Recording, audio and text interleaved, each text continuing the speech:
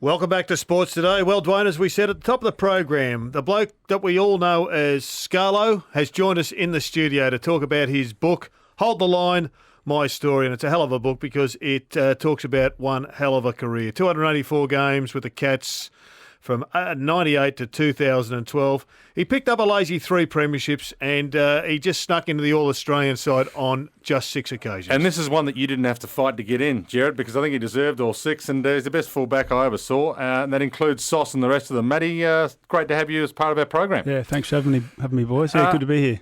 You've caused a few feathers to be ruffled with your book. We'll talk about that shortly, but you're about to head down the highway for a massive function at the end of the pier as well. I've got to congratulate what you guys have done for Casey Tatungi. You've really gone a long way at South Barwon Football Club and at the Geelong Football Club to try and look after one of your own. I know he's a lawn boy originally, but he played with South Barwon, then played in Geelong's VFL team. And the lengths you've gone to, South Barwon had a massive function Saturday night. You sold, 500 tickets for a joint that only fits 200, but you got them all in there. You came in on shoulders, everyone. And everybody's responded. Well done.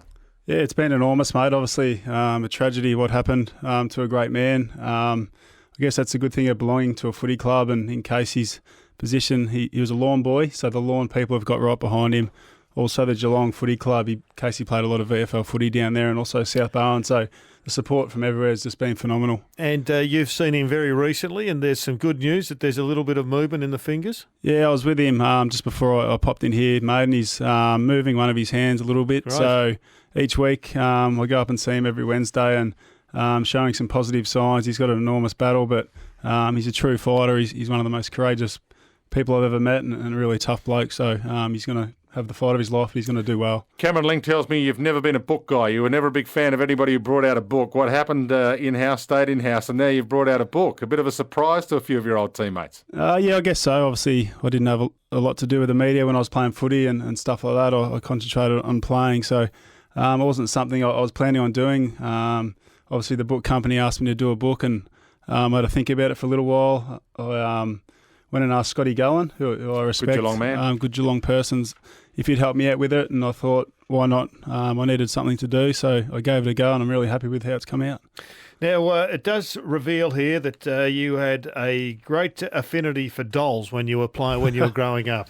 Yeah, I did. I used to get dressed up as a girl too by my sisters every day, and all the makeup and stuff, so being the younger brother and 2 older sisters, they used to take advantage of me. Do you think this is, we'll let that go through, but do you think this is in some way driving what became actually a cult after the grand finals, where everybody put up makeup and put up dressed Tommy up, Lonergan. You'll have to ask Tommy Lonergan. He's the king of dressing up in the girls' dresses, but I'm not sure. Obviously, mate, I had a great childhood, but the sisters were pretty mean to me. Speaking of your childhood, your dad was one of the great fullbacks of Geelong's era as well. In fact, he's still, security's been their thing down in Geelong, Jared.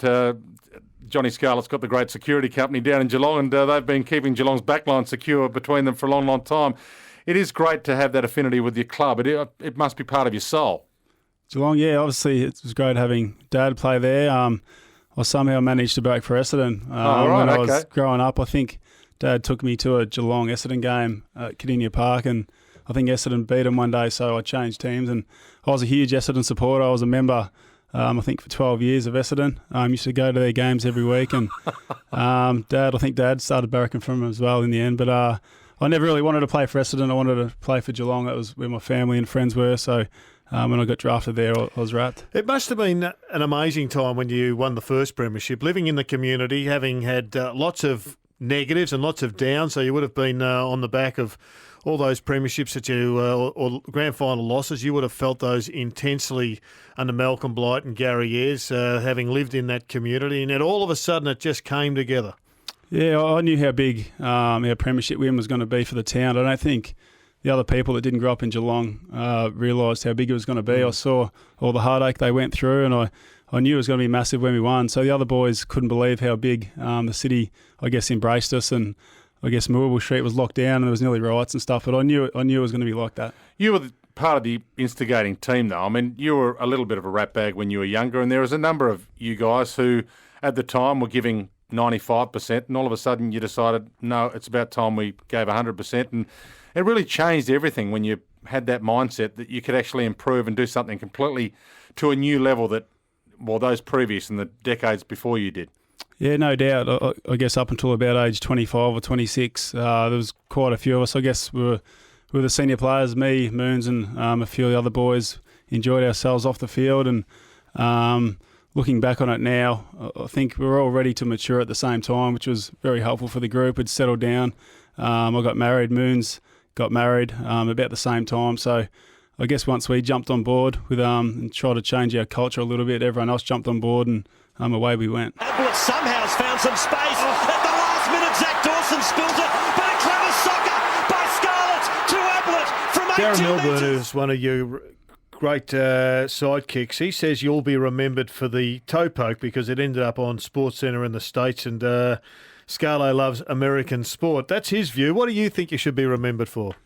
I'm not sure. I guess I loved winning and I didn't accept anything else, I suppose. So hopefully that rubbed off on a few of my teammates. And as we spoke about before, changing the culture at Geelong, I guess I know that I was a big part of that with a few other people. So I guess I'm really proud. And going down to the footy this year and watching the lights and seeing the new gym, all the new facilities, when I got there, it wasn't like that. So I feel very good that I've had something to do with all that. It's I reckon when you got there, it was probably a good country town footy club. Now it's just one of the great professional franchises of the country. Yeah, I think it's probably the best sporting club in Australia. If I had 18-year-old boys now, I'd want them to go to Geelong Footy Club. They're going to come out terrific men and great footballers. So the club's in a great state. You'll be sticking around. I mean, it's your town. I know you're doing some stuff with the Western Bulldogs, though. How does that change your philosophy? You're helping there big time, and there's rumours that you might be helping them even more next year. Yeah, I'm really enjoying that. Just thankful that Brendan gave me the chance to do it. It was a little bit weird and a bit scary at the start going to a new club. I'd been at Geelong for so long, and I'm really glad that I did it. Got me out of my comfort zone and dipped the toes into coaching. I've really enjoyed it.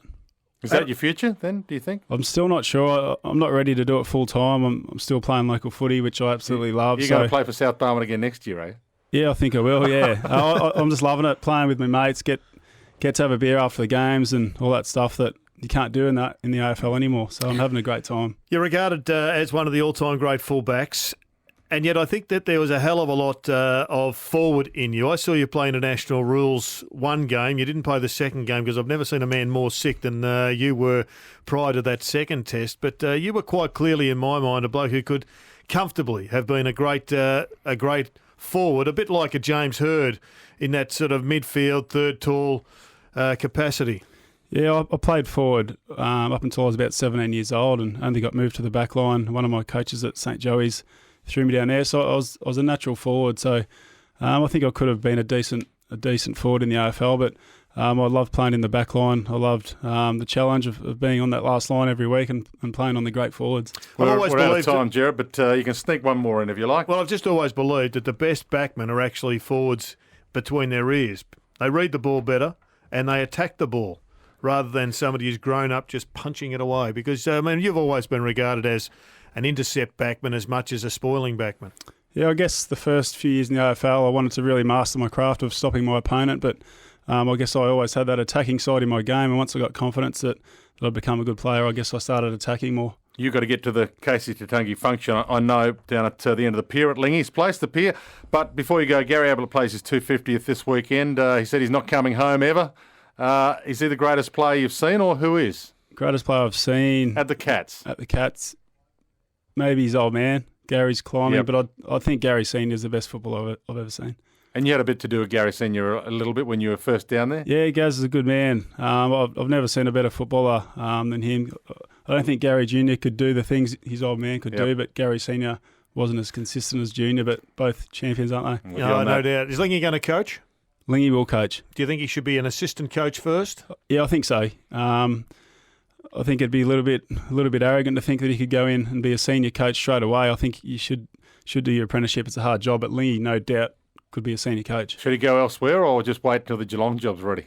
Well, that's going to be a while. If Geelong have got a bloody good coach down there, but I think Lingy should go to different clubs. I think it's worth going to look at other clubs and see how they do things, but Lingy will be a coach, no doubt about it. It's called Matthew Scarlett, Hold the Line. You can find it in all good bookshops. It's written by Scott Gullen, one of the best journos in the country. So I know there's been a lot of stuff so far from it that you've heard already. That's why we didn't necessarily go through it again, the stuff with Robert Harvey and Aaron Hamill. But it's been great to have you in, Matty. Always great to see you, and it's good that life's treating you well after footy. Yeah, thanks, boys. Thanks for having me. Matthew Scarlett on Sports Today.